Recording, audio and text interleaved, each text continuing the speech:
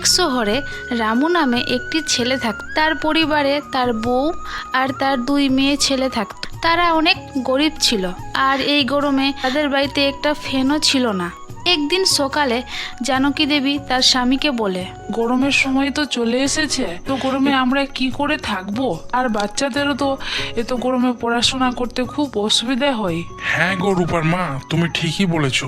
আমিও তো লোকের বাড়িতে কাজ করতে পারছি না এই গরমে, কিন্তু কি করব, আমাদের ছেলে মেয়ের জন্য তো কাজ করতেই হবে আমাদেরকে গরমেও। এই কাজ করে আমাদের সংসার ঠিক চলে না, আমাদেরকে একটা অন্য কিছু কাজ করতে হবে। তখনই রামুর স্ত্রী রামুকে বলে, হ্যাঁ তুমি ঠিক বলেছো, তুমি বাড়ি আসো, তারপরে নাই কিছু ভাবা যাবে। ঠিক বলেছো তুমি, আজ আমি কাজ করে বাড়ি আসি, তারপর দেখি কি কাজ করা যায়। রামু কাজের জন্য বাড়ি থেকে বের হচ্ছিল। তখনই তার মেয়ে তাকে বলে, বাবা একটা ফ্যান কিনে আনবে, আমাদের গরমে অনেক কষ্ট হয়। ঠিক আছে রে মা, আমি চেষ্টা করব। তোরা ভাই বোন দুজনে এখন স্কুলে যা, তোদের স্কুলের সময় হয়ে যাচ্ছে। তারপর রামুও কাজে চলে যায়। রামু অর্চনা ব্যানার্জি নামে এক মহিলার বাড়িতে কাজ করত। তাদের অনেক টাকা পয়সা ছিল, কিন্তু তারা অনেক কিপটে ছিল আর তাদের মন অনেক ছোট ছিল। রামুর কাজে আসতে একটু দেরি হয়ে গেছিল আজ, তাই অর্চনা ব্যানার্জি তাকে আজ অনেকগুলো কথা শুনিয়েছে। আজ কাজে আসতে দেরি কেন হয়েছে তোমার? কি করছিলে তুমি বাড়িতে? কেন তুমি জানো না আমার ছেলে খাবার খেয়ে অফিসে যায়? হ্যাঁ ম্যাডাম, আর দেরি হবে না এরপর থেকে।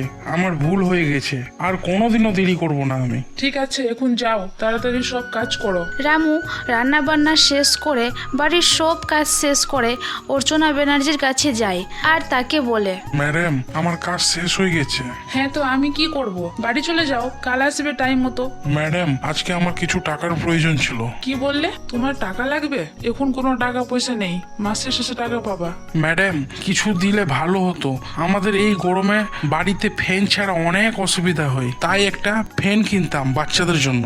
ম্যাডাম আপনি টাকা দিলেই ফ্যান কিনবো। রামু এতবার করে বলার পর তার ম্যাডাম তার কোনো কথাই শুনে না, তাই রামু সেখান থেকে মন খারাপ করে চলে যায়।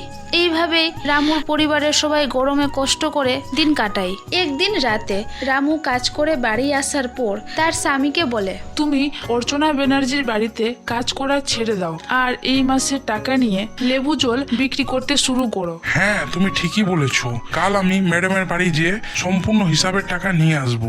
তখনই রামুর বাচ্চাগুলো এসে বলে তার বাবাকে, বাবা তুমি কি আর লেবু জল বিক্রি করবে? আমরাও তোমাকে সাহায্য করব, অনেক মজা হবে। হ্যাঁ রে বাবু, তোদের জন্যই তো সব করছি। এইভাবে সবাই কথা শেষ করে রাতে তারা ঘুমিয়ে পড়ে।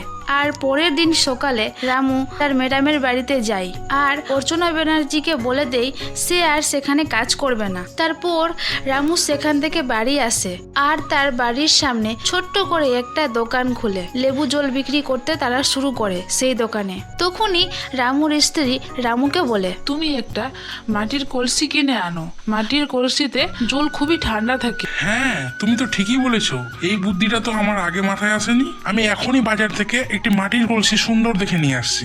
তারপর রামু মাটির হাঁড়ি কিনে আনে আর সেই হাঁড়িতে করে ঠান্ডা জল আর লেবু জল বিক্রি করা শুরু করে। তারপর আস্তে আস্তে তাদের দোকানে অনেক ভিড় লাগে আর অনেক লোক তাদের দোকানে আসে এবং তাদের বিক্রি বেড়ে যায়। আর এই গরমে তাদেরকে আর কোনো কষ্ট করতে হয় না।